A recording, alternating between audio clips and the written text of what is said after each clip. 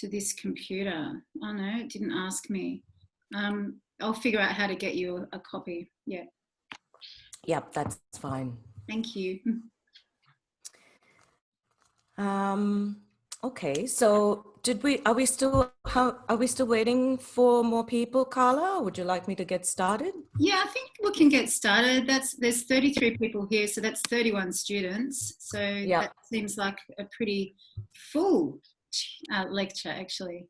it's a full house. Yeah. All right.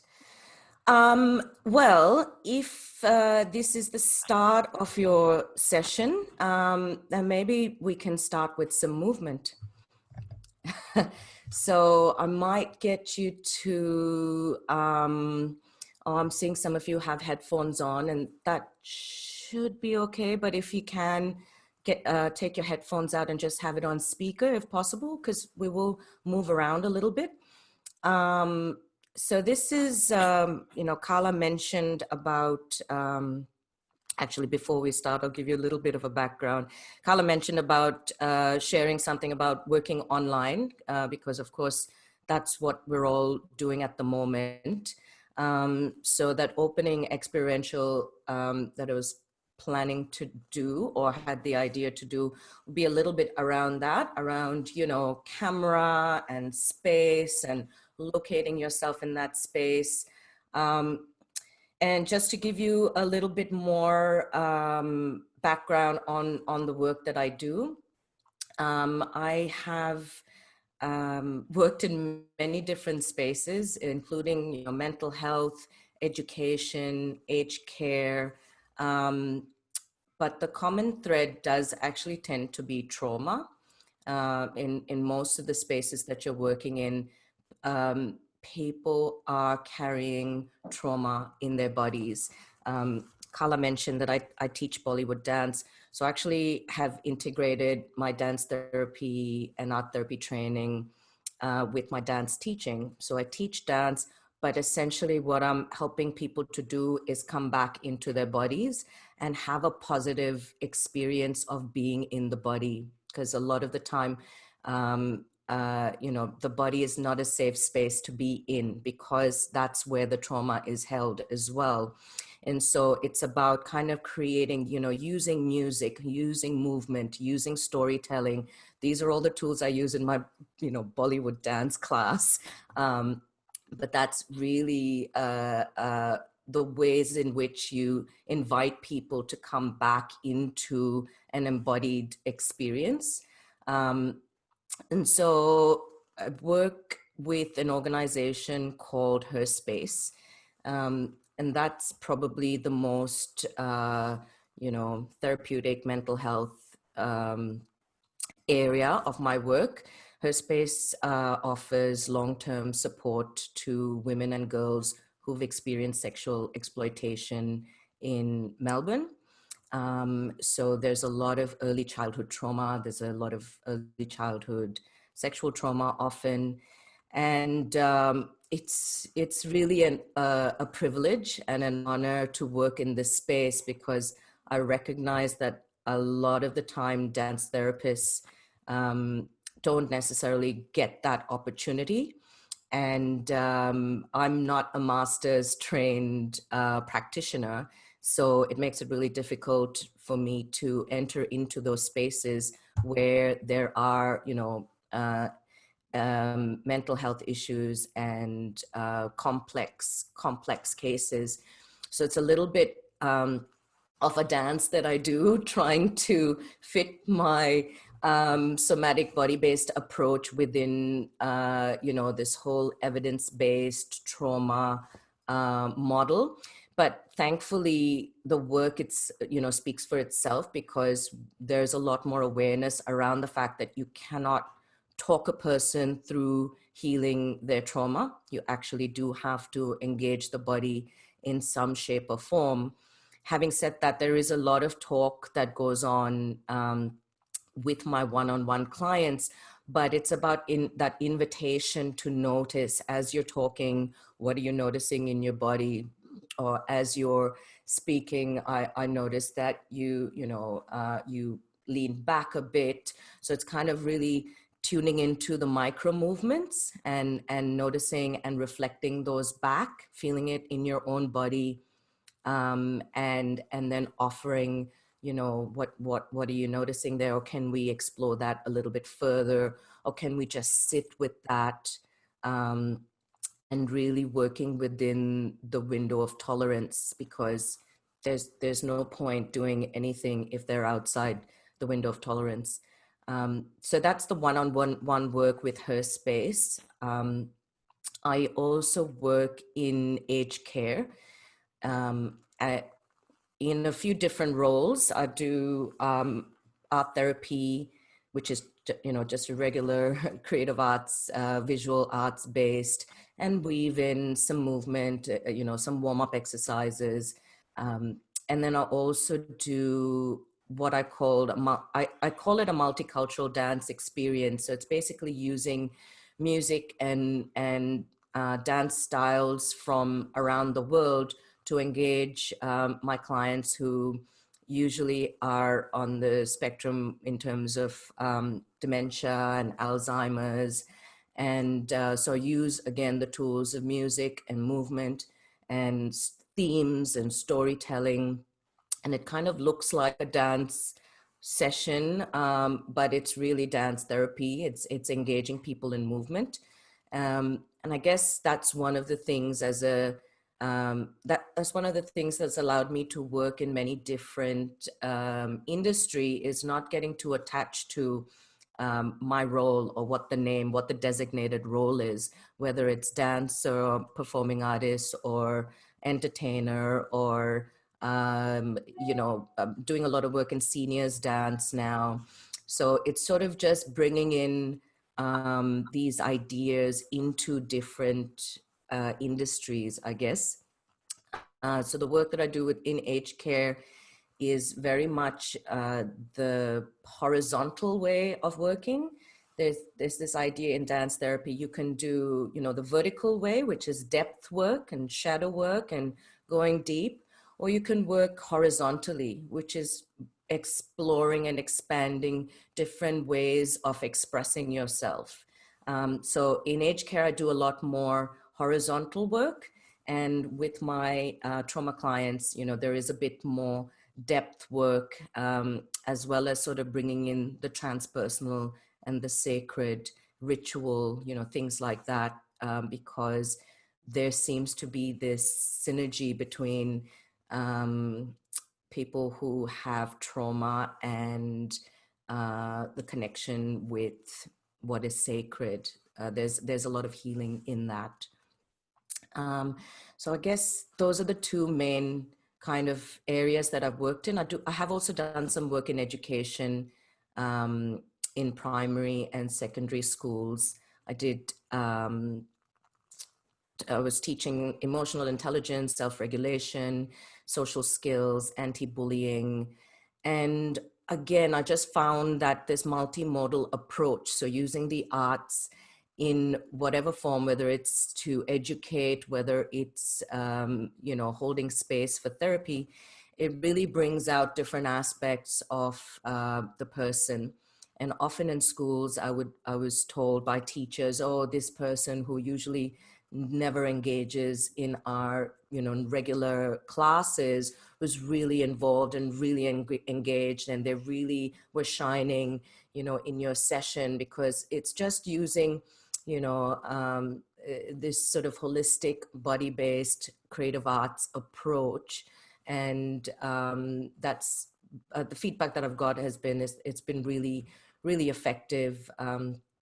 One of the programs that really stands out was one school finally sort of put some support behind dance for, it was dance for well-being, but essentially they're at-risk kids, lots of refugee kids, lots of, they had lots of bullying and fighting and a lot of violence in the school.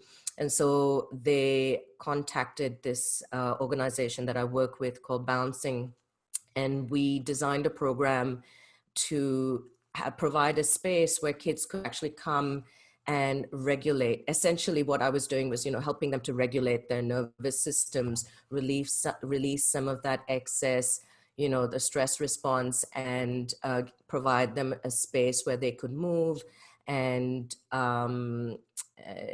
just be themselves and just be kids. And that was a pilot program, and it had amazing feedback. Like the vice principal came to us and said, within, I think, 2 or 3 weeks, that their incidents were declining. There wasn't as much fighting, especially on the Mondays when we were there. There wasn't as much bullying.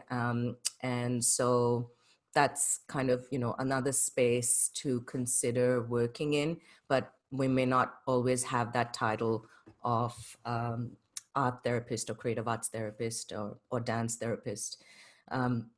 So I might actually get started with a little bit of an experiential, and then we'll do, there's another one that I would like to do, 2 experiential. So let's just do this one, then have a little bit of a chat and a debrief, and do the second one, and then we can have some Q&A after that.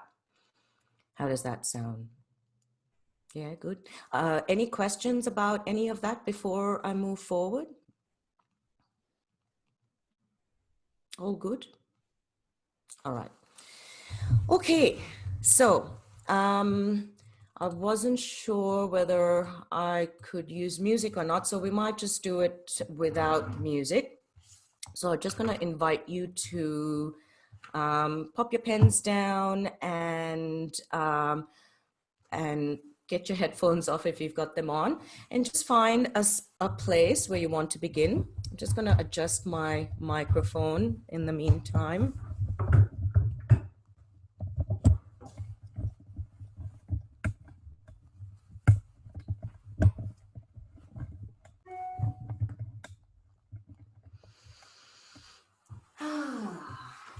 All right.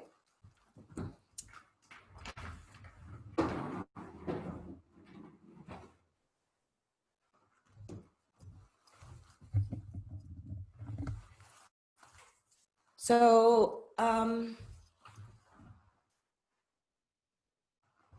invite you to choose where you want to begin.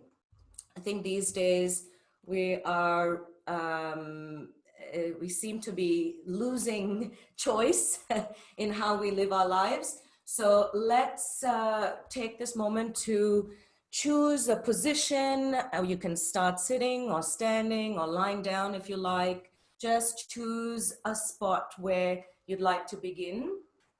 And we're just going to start by taking 3 long, slow breaths together. You can move if you feel like, or you can just stand and breathe in your own time. So taking a nice deep breath in and out.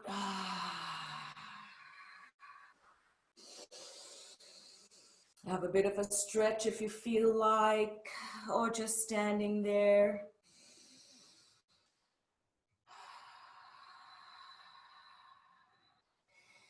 And we're just going to begin by feeling the sensations of our feet on the floor. And you can rock back and forth, or you can shift your weight side to side. And what I want you to notice is that point where you move through the center point. So when you're going from side to side, there's a moment when you're in the center, and then you move to the side. And so just notice those moments when you're in the center and when you move out of center to the side. You can do that forward and back as well. And we're really going to slow this down now and use our breath. So see if you can notice when your inhale is, and sync that up with the center point. So inhale when you're in the center, and as you exhale, shift into the side or forward or back, basically shift out of center.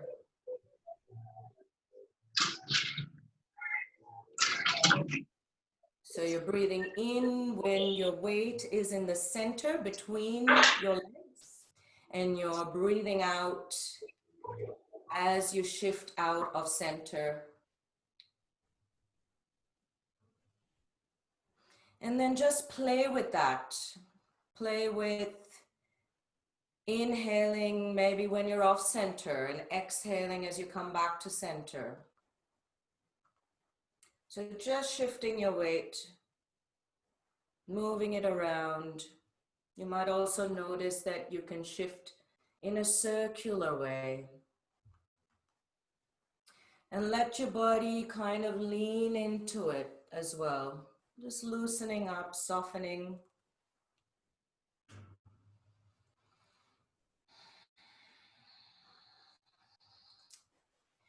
And then we're going to take that leaning into kind of exploring how far we can go in the confines of our screen. Like, can you go right to the edge and kind of feel the edges of this cube, this square that we're in? Just seeing how far you can move, reaching upwards and the corners. There's a little corner here.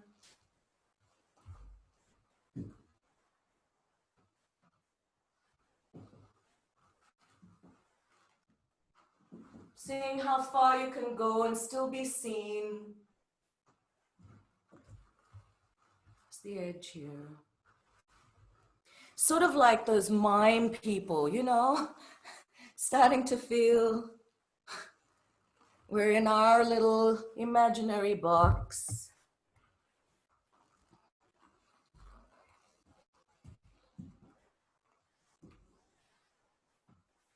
And also beginning to move closer to your camera, perhaps, feeling around the spaces.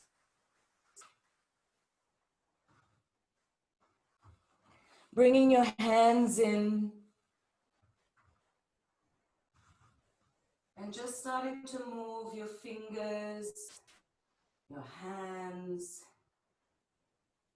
and notice if there's anyone else who's kind of doing something similar and joining in a bit of a dance with them.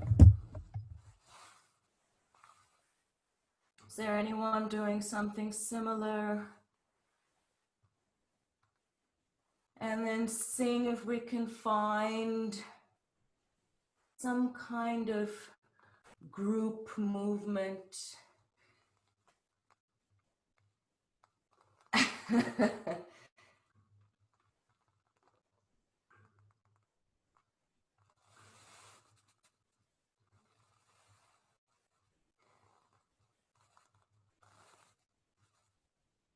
Lovely.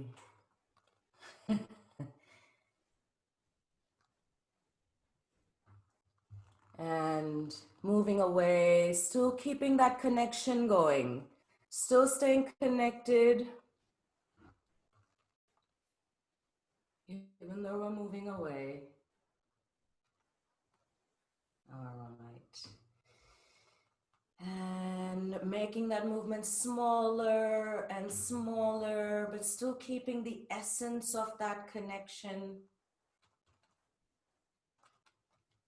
And finding stillness.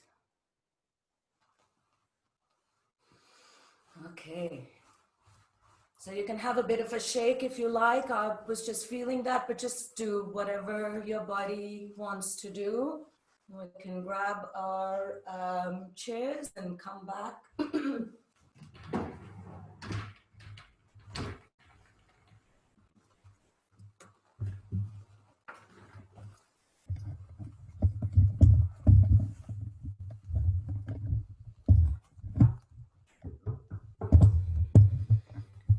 Okay.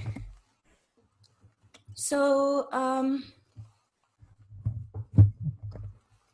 little bit of a reflection, what you noticed, what, yeah, just what you noticed in that. or any questions? It's Lydia here. I noticed that the slowing down really tuned me into the sensations in my feet, especially the breath work was quite lovely. Yeah. Yeah. It's always the slowing down. It's always, I mean, you know, because that's sort of the affliction of society in a way. And it's in the slowing down that we start to notice more and we can start to make more connections as well. Yeah. Thank you for that. Anyone else? Anything else? I think I find it very difficult to connect like on a more authentic level through the online space. And just then I felt super like that authentic connection that I have been sort of lacking through Zoom. So thank you.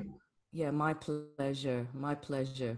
It's you know, it is what it is, and it definitely doesn't replace face to face. But in a world where this is our only option, I guess as creative arts therapists, you know, that's where we apply our creativity, is sort of figuring out, so how do we find those connections, and how do we still have a sense of, oh, okay, I'm not so constricted. I can actually move all the way here and all the way there, and come in close and find ways of making that connection. And this was just purely through moving, right? And there was that moment, I don't know if you felt like there was, I felt the heat rising in my body. I felt this warmth when we were all kind of close to the screen.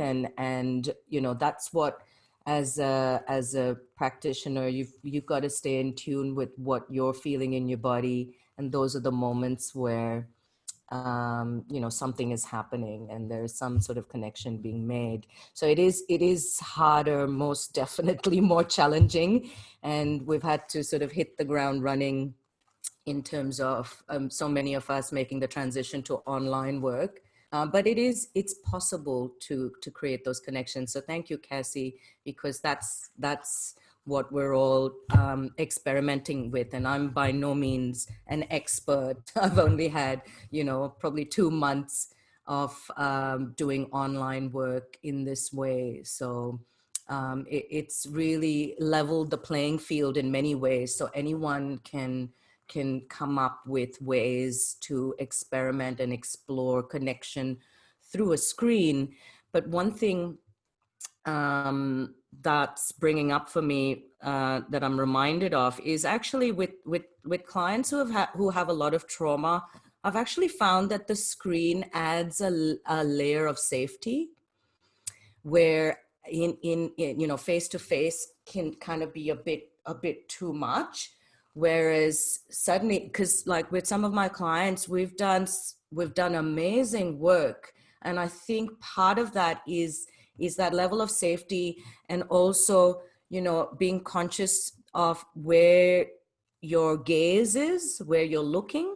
So if I did that, I would be looking right at you because I'm looking at the camera, and that's for someone who has you know, a lot of trauma, that can be quite confronting. Whereas where I'm looking now, which is on the screen, I'm not actually making direct eye contact with you. And funnily enough, you know, I mean, we always say eye contact is really important, but it's also being aware of the what feels safe for your client. And I've actually found that having the screen and having that little bit of distance, and, you know, being aware of where you're looking, and it just creates a little bit more space and a little bit more safety with clients who are experiencing, you know, post-traumatic symptoms, and who are sort of stuck in fight, flight, freeze. Any other comments or questions? We're all good? I found that at the start, I I kind of didn't want to get out of my seat. I didn't want to do a movement. I was tired. But then when you said that we can, like, when you said to start however we want, like you can sit on the floor, you can stand, whatever, that was enough to make me feel comfortable and engaged. Yeah. It was really great. So choice, choice is really important. And the model within which I work at Herspace, we are very much a feminist organization. And so choice is a big part of that, is always offering options and allowing the person to choose, because often the trauma is around not having choice, and we all probably carry some of those traumas with us. So offering and also I will probably mention that that was totally not the exploration I was planning to do.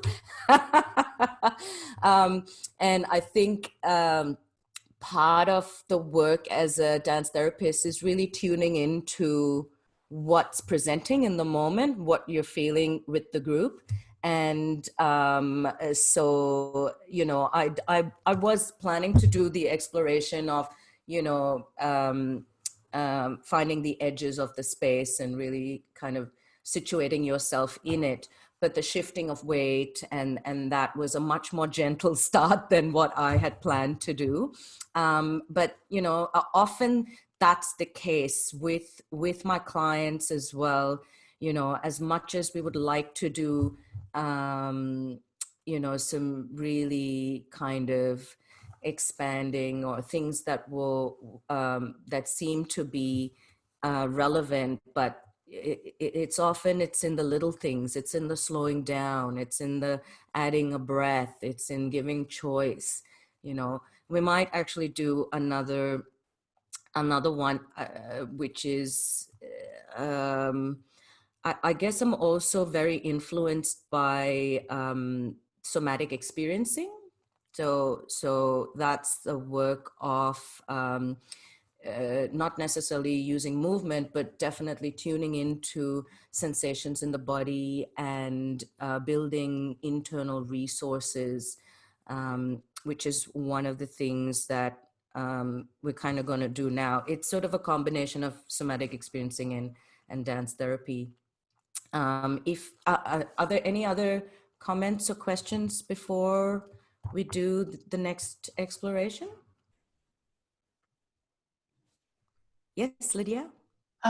So if you're starting with a client group, would you, and you want to go gently, would you really start on that horizontal thing that you were talking at, that spectrum that you were talking about, like for just mere expression and fun and pleasure?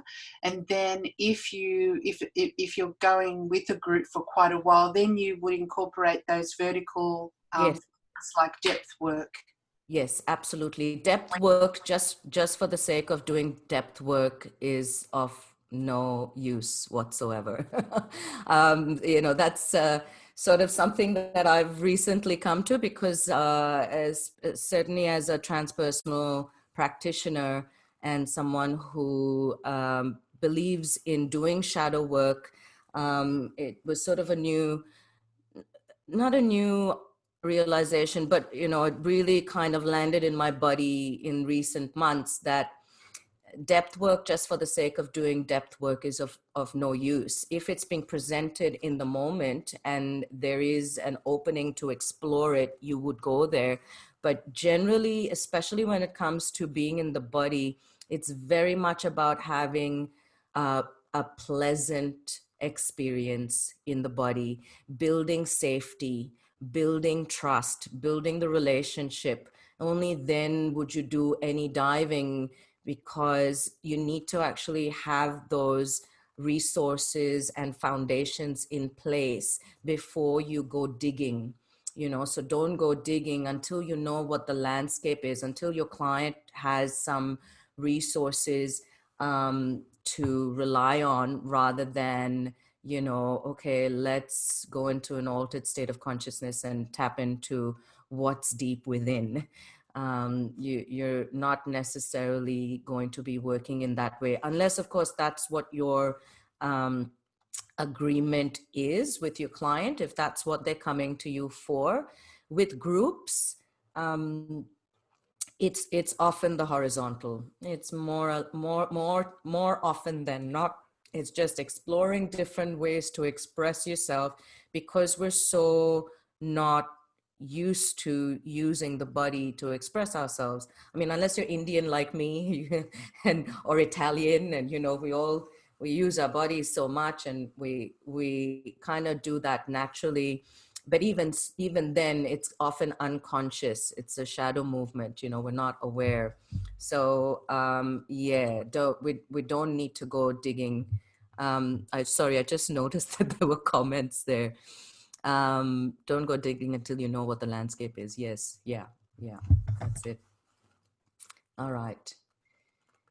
Anjali, there were Yes. a few questions just about qualifications in dance movement therapy. I don't know if you want to outline the landscape of training that dance movement therapists have. Oh, sorry.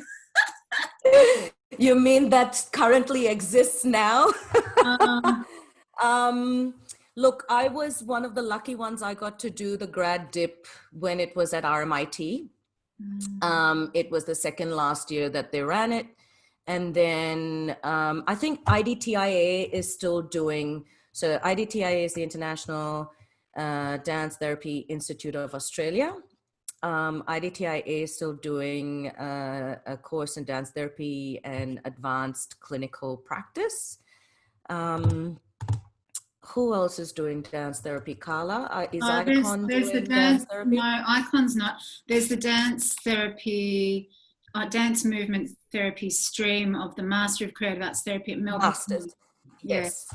And that leads to a PhD. Like my friend and colleague Ella is one of the first PhD graduates. She's almost there, and it's a really exciting time. I was kind of thinking about, who are the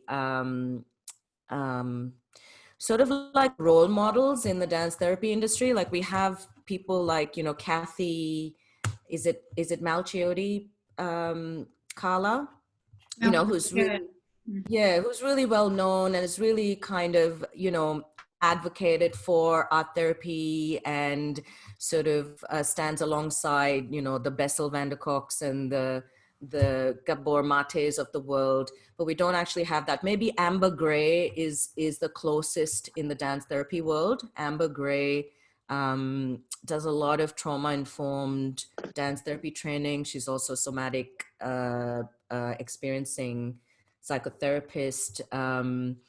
She does amazing trainings. I think they are available online, but in terms of bachelors or masters, other than Melbourne Uni, as you mentioned, Carla, I don't think there's any others. But there's short courses and workshops and personal development. Body mind centering is another one to look into. BMC is very much now at the core of dance therapy, even though when I did my training, we didn't do BMC. But BMC is definitely quite essential these days to be considered a dance movement therapist.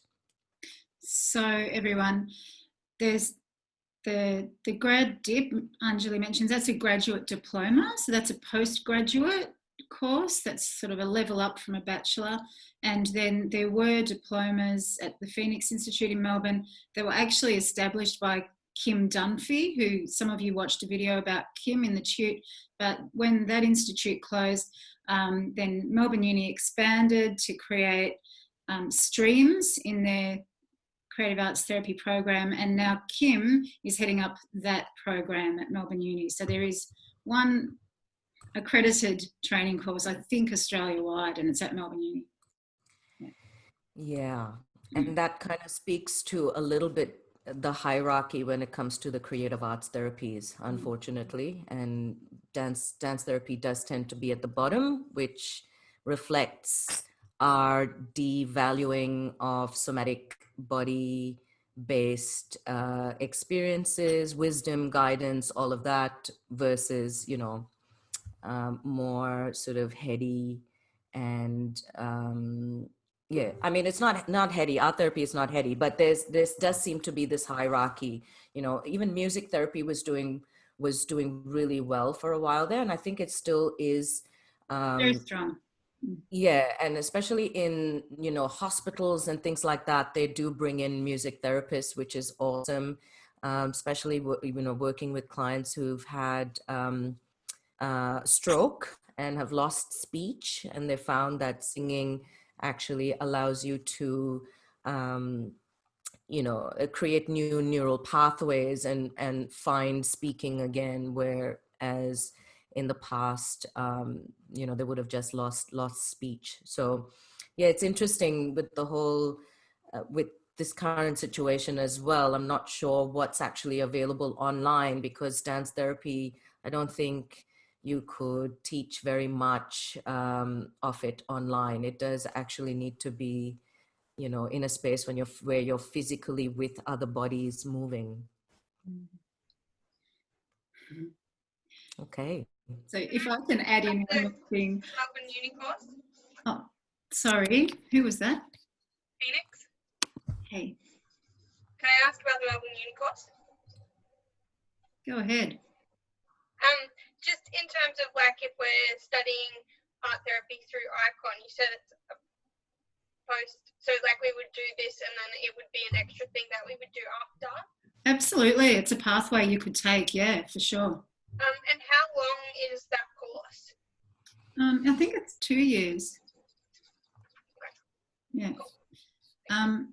I should mention, Anjali, you've got is it an advanced diploma of the transpersonal art therapy as well as your grad dip? It was just the diploma when I did it. So I did the diploma, I did the grad dip, and then I've done a lot of PD, basically lots of workshops and PD on becoming trauma informed. And eventually I will do, you know, I will do a master's, most likely in something like social work, so that I can not have to always advocate and fight for the right to practice in the way I want to practice.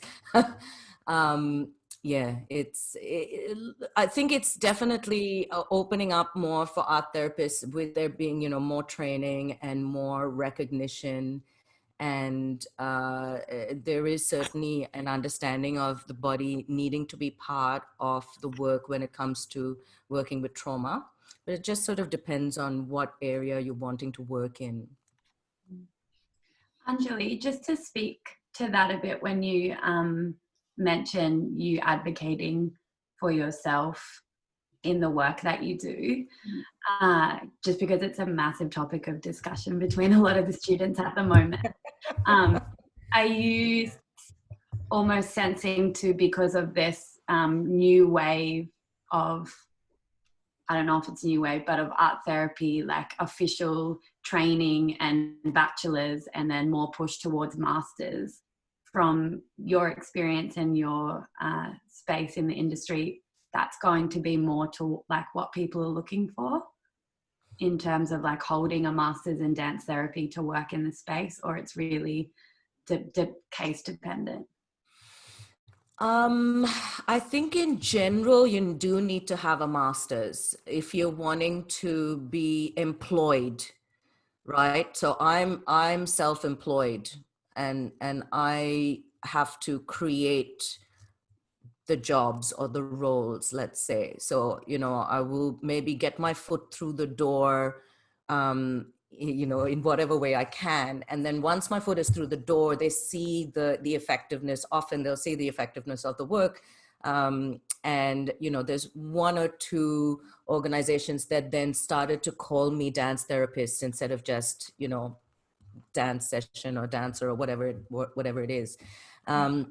So yeah, I mean, it's definitely more recognized to go the visual art, you know, go down that pathway. There's a lot more opportunities, and because there is a master's program, you can get employed. But I'm still very, very passionate about movement as medicine.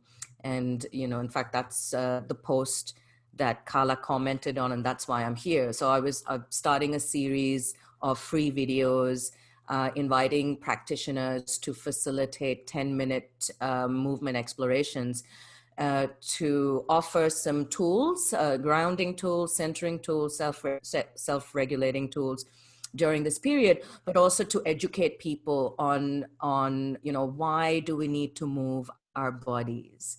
Why do we need to notice what's happening in the body? What can you get out of doing that?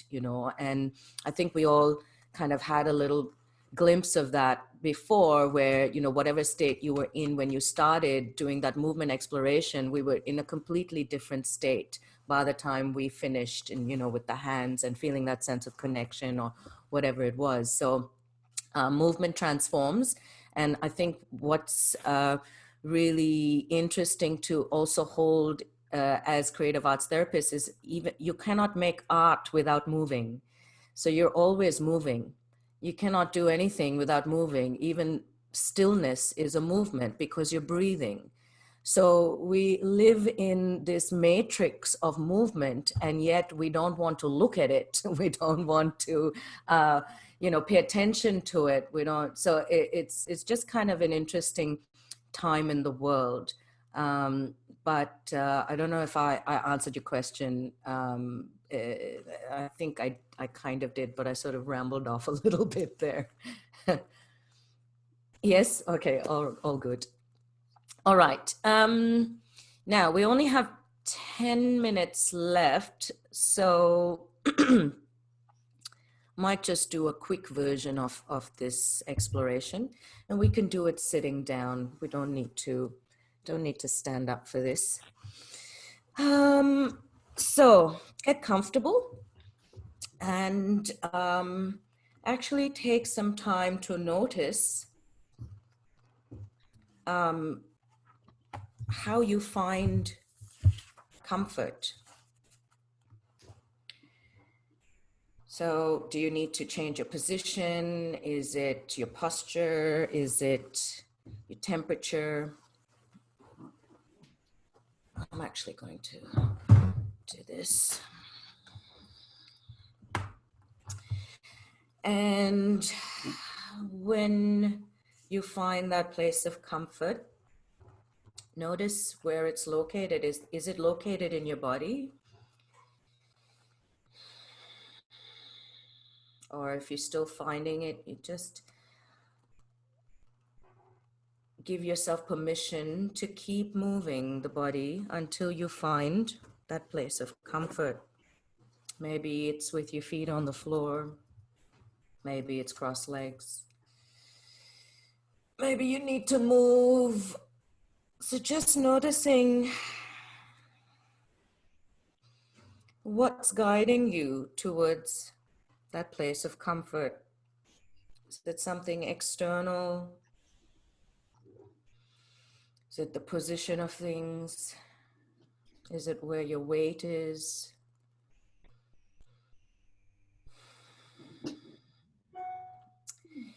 And just taking some breaths when you come to that place of comfort. And noticing your relationship to whatever surface you're on. So if it's a chair or a couch or the floor.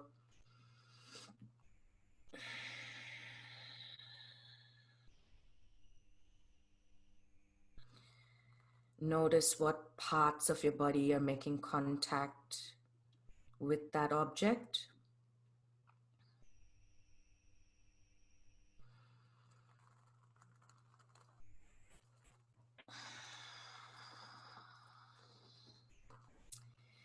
And I want you to bring your awareness now to your exhale.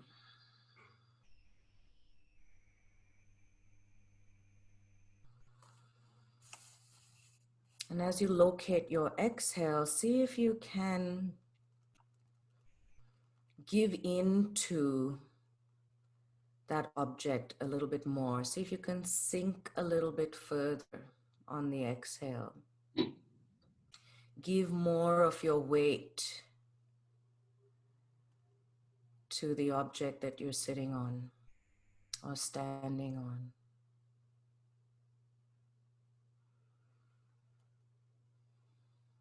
See if you can allow that object to receive the weight of your body.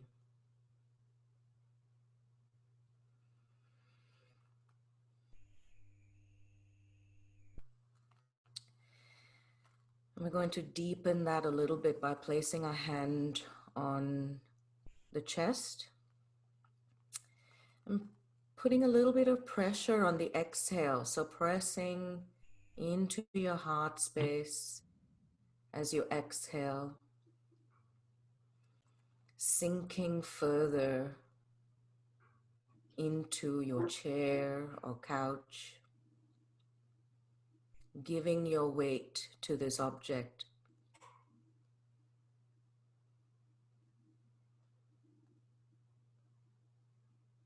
Maybe you can imagine that the sole purpose of this object is to receive your weight. That's what it's here to do. It's here to support your weight.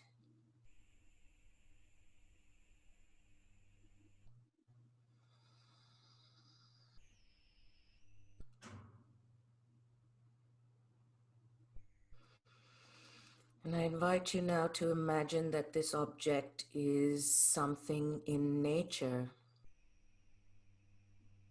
Maybe it's a big rock that you're sitting on.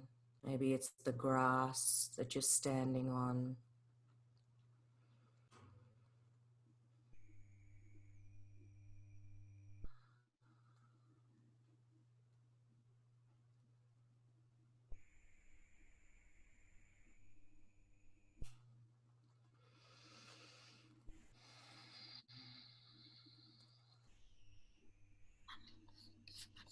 And just gradually letting your hand drop, taking a breath, coming back into the room, into the space.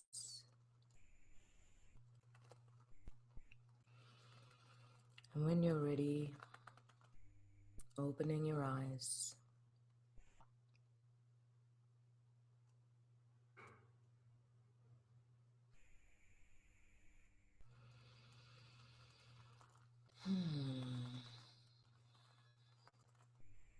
Okay.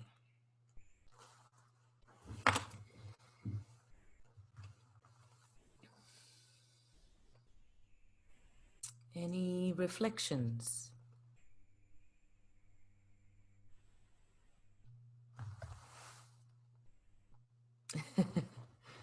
Sorry, I'm just reflecting back. I think that's Kelly.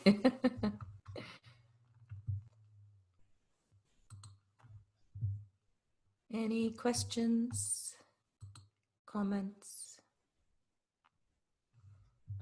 Yeah, I'd like to make a comment. The start of it, I hadn't really experienced that searching for comfort, giving it time, and that really helped because I kind of felt quite stiff and just saying to find comfort without actually figuring out your own way to get there. That really helped me kind of move in my body a bit and kind of maybe I think I needed to kind of stretch my body out before I actually could come back in to actually feel that comfort. So that invitation really worked for me. Yeah. It's something that, again, with clients who have trauma, you would work something like this in pretty much every session because the natural state is to not feel comfortable in the body. And so, you know, you're creating those new neural pathways by revisiting and, you know, doing that over and over. And you might find that they're not able to find comfort. but it might just be in, you know, a little finger or just in one small part of the body. And so with a client, you would kind of be inviting them to verbalize and give words as they're going, you know. So when I was asking those questions, what are you noticing? I would be encouraging them to actually articulate and put those into words as they're doing the experiential. And so you keep deepening that, because comfort is safety. Comfort is safety. So you're not necessarily, we're not always in a place of comfort because we're not always in a space of safety, especially given the current circumstances. You know, we've got so much trauma activation at the moment. Even my own, to be honest, with this whole the curfew thing, growing up in India in a culture where my every move was dictated to me, that's really brought up my stuff. So it's really important to give that space and time to find comfort, slowing down. You know, that was the theme at the start as well. And giving choice as well, taking your time, noticing. And like, how much did we move today? We hardly did any movement, but that's essentially, you know, that's what we do as movement therapists. You're doing little small processes that allow for expansion of awareness, of, you know, increasing your awareness. Oh, this is what I noticed, or this is what helped me when I had a bit of a stretch. I could get more comfortable, you know. So that's really relevant to people who are not comfortable in their bodies all the time, you know, offering them that space to actually find that comfort. And it might take a long time. But these are more, you know, I guess most of these things you can do in a group and you can do one-on-one, but you would just facilitate them slightly differently with a group versus one-on-one, if that makes sense. Okay.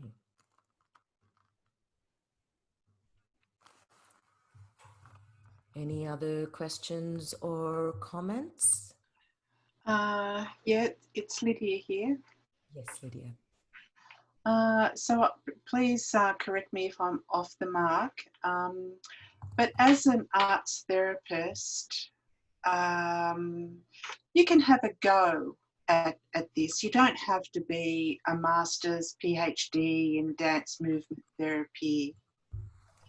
You can, in whatever practice your scope of practice is, if you're, you know, in a counselling role, or if you're in a community centre, or a council arts project, I don't know, whatever it is, but I guess what I'm trying to say is just you can have a go, because your course is giving you a taster and a foundation, and then you can decide whether you want to further that. Like, for example, I'm really interested in clay and sand play, which I'll only get a taste of at Ikon, which is fine, but then I take that further. I can go to the Sand Play Association, do a little course, and then I incorporate that, and as I keep going.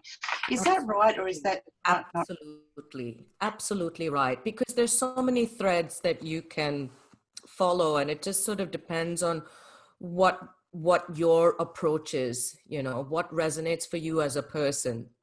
And then you go and do further training. And, you know, I guess at the end of the day, you got to always remember, first, do no harm, right? Like, don't do no harm to yourself or to the client. And for that, in this day and age, for me, that kind of translates to be trauma informed, and do enough training that you are comfortable to hold space.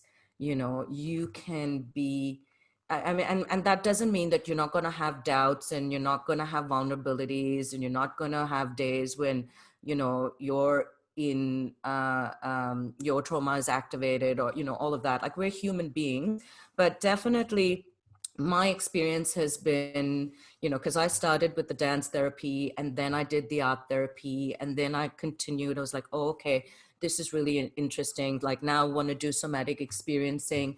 And I've done a few workshops in it and I've already started to incorporate that, but I don't have formal, like I'm not a master's trained person as yet. I would like to do that. That's just for myself. But I did, you know, I did the diplomas and I basically ran with it. I said, I want to be able to practice what I've learned enough to know what is it that I need to learn further. Because if you don't practice and you just keep learning and learning and learning, you still have to bridge the gap between theory and practice. So what I found is, and because I'm an embodied learner, I learn through the doing. I'm a kinesthetic learner. So I learn and then I have to digest that and do the work. And okay, it may not be some, you know, fancy, you know, I guess like you can just keep it simple and you can create spaces where for people to engage in the arts, for you to then gain in experience and understanding. And you can do that in different ways. You can run, you know, women's groups or men's groups. You can do, you know, but you kind of have to be entrepreneurial. And that's what I meant earlier when I said, you know, I work for myself and I create my work, right? So it does take a bit of energy, and resources and creativity. But I kind of look at it as, you know, we are all creative individuals, and that's part of what we learn in any creative arts course. And so why not apply your creativity to being of service to the community in some shape or form? How can I use what I know and share that? I kind of come from a place of sharing. You know, it's a collaborative approach, what we're doing. We're not above, you know, it's not like psychiatrists or kind of traditional mental health where it's a more hierarchical approach. This is very much a collaborative approach where you're working with clients, you're sharing what you know, but you know, you also are aware of what your limitations are. So don't go into areas that are, you know, out of your league, so to speak, and stick with what you know, and to, you know, totally take it from there and then continue on with whatever, whether it's short courses in personal development or further training, because it is very much, I mean, my experience of the courses as well was like, here's a snapshot of what's possible. Now, you know, you go with what really resonates for you. Like I have colleagues who went down the dream work pathway, you know, that was really what they were into. So they did dream work. Other colleagues are going more into working with ASD and, you know, kids on the spectrum and autism, because dance therapy is actually really, really effective in those spaces with intellectual disabilities, with autism, and you can be an NDIS registered practitioner and not actually have a master's or a PhD, and still offer this work in different ways. So there's many different ways in which you can move forward. Part of it is, you know, don't set yourself up for, oh, you know, once I get my XYZ degree, then I will start, you know, doing the work. Like start kind of doing it, even if it's with your community, your local community center, as I think it was Jack or Lydia was saying. So, you know, you can certainly start practicing and start bridging that gap between theory and practice. And then you keep studying, because we are perpetual learners. There's always new stuff coming out. There's always new approaches and new ways of working with people. So yeah, you can always do further study to specialize in certain areas that resonate for you.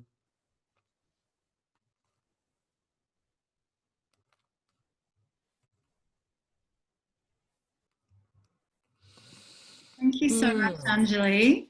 My So pleasure, Carla. this session only goes till 12:30. So Ah. yeah, we might have to say goodbye to you for now and just thank you for your time. My pleasure. Don't know- My pleasure. Thanks, everyone. It's been I great. certainly don't consider myself an expert, so it's always interesting to kind of be in these spaces and have things to say. I surprise myself. So thank you so much for being open to kind of engaging and questioning and reflecting with me today. Thanks. Thank you so much. Thank you. Thank you. Okay, so everyone, I thought that you might like to have a little bit of time in small group rooms to have a bit more of a conversation and maybe do some journaling around, well, just anything that you might have learned in the last 2 days regarding dance and movement in therapy. And I thought maybe in the small groups you have more of a chance to have your voice in the discussion. So does that sound okay? All right, so small groups, do some journaling, so make some art or something while you're in there and just chat is what I'd suggest about what's come up for you, what you've learned. And we'll come back in 15 minutes and finish off with a large group discussion and maybe a warm out facilitated by Jack, if that's okay, Jack. Yeah, okay. Thanks. So 28, there we go.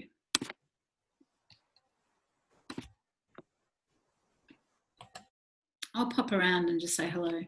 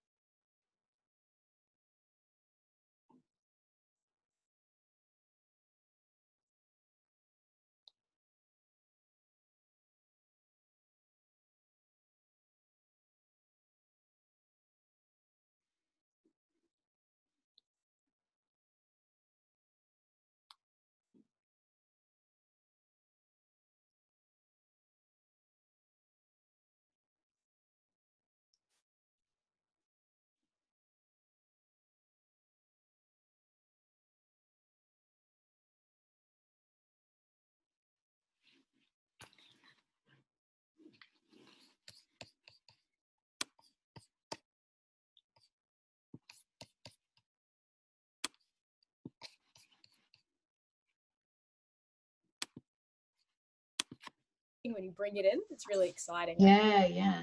Definitely. Yeah. Hi. Hi. Hey. Don't mean to interrupt.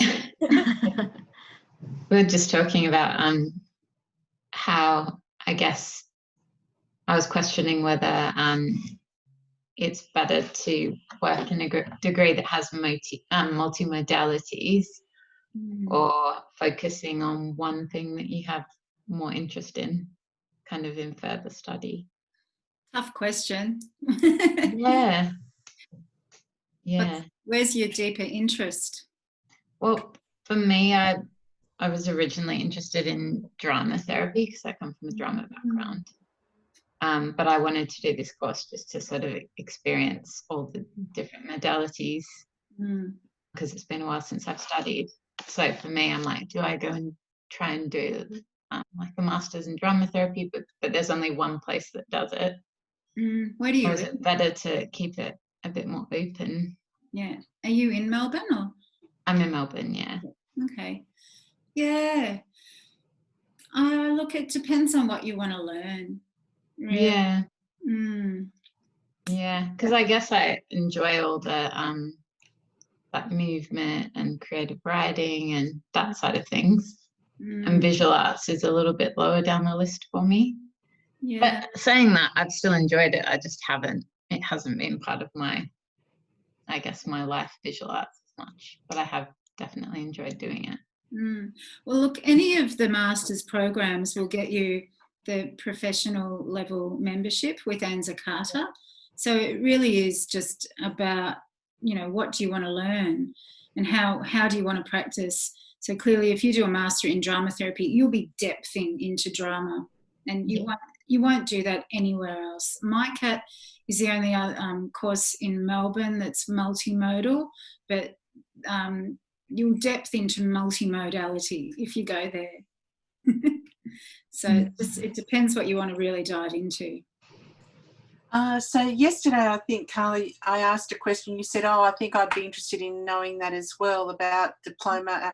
Yes, so I did find out about that. And if you exit the bachelor's at Ikon in the first year, you exit with a diploma. If you exit in the second year, you will exit with an associate degree. And both of those will get you, no, I haven't checked further. I can't say that.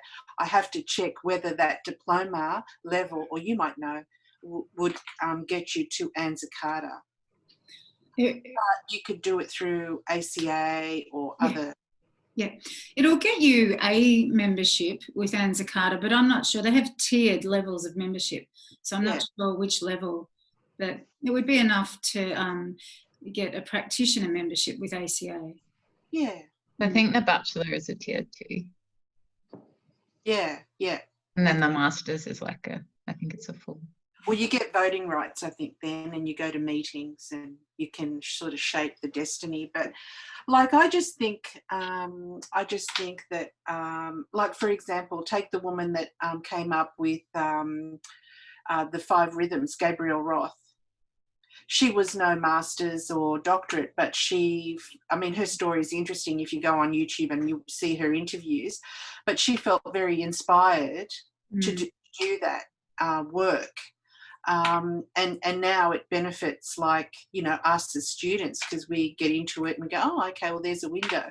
And you could use like her work either at a fast pace like we did with you, Carla, or slow it down, and then you could add like journaling to that, or you could add, you know, an art materials thing to that, or you could, you know, so you can multi-dimensional. I think that's the beauty of the degree at Ikon. For sure. I'll just go and talk to another group. But thanks for letting me in for a bit, and thanks for that info, Lydia. That's okay.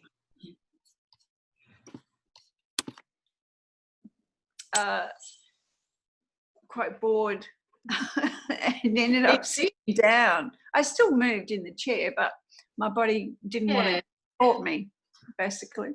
Yeah. You just rest in between, or move, sitting down, move in between. But yeah, I just, because it's a long time for me to stand. I'm not used to it. That sounds important, but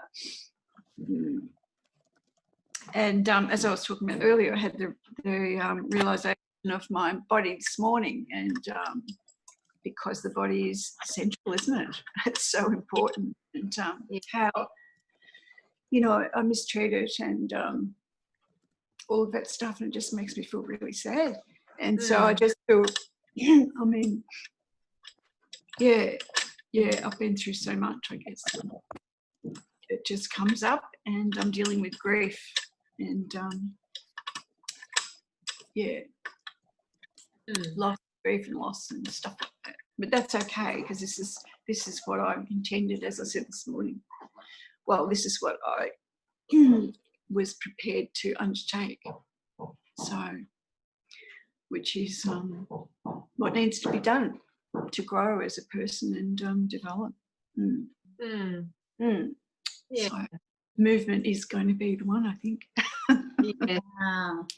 I'll go and talk to another group, but I just wanted to say sometimes there's, you know, no going under or over. You just have to go through. Yes. I think I've been dodging it for a long time. Yeah.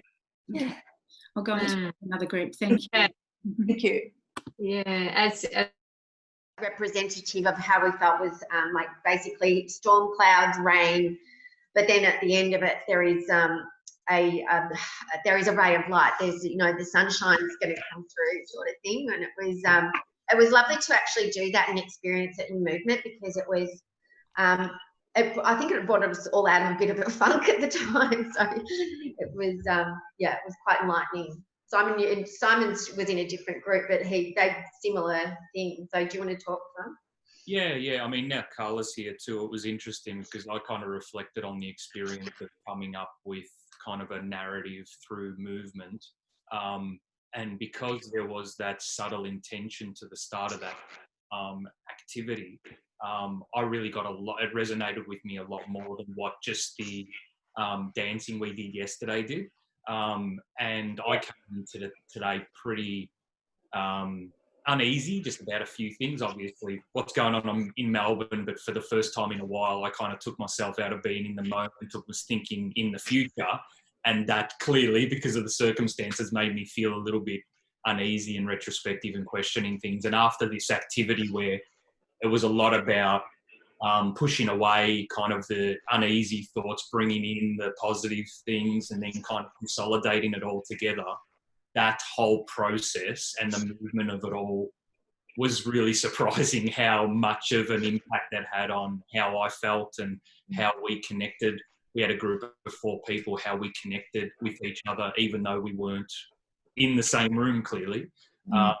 Yeah, because I was unsure. I was unsure how movement in this environment, dance and movement, would affect me, and it affected me a lot. So that was a huge transformation in regards to my thoughts about it anyway.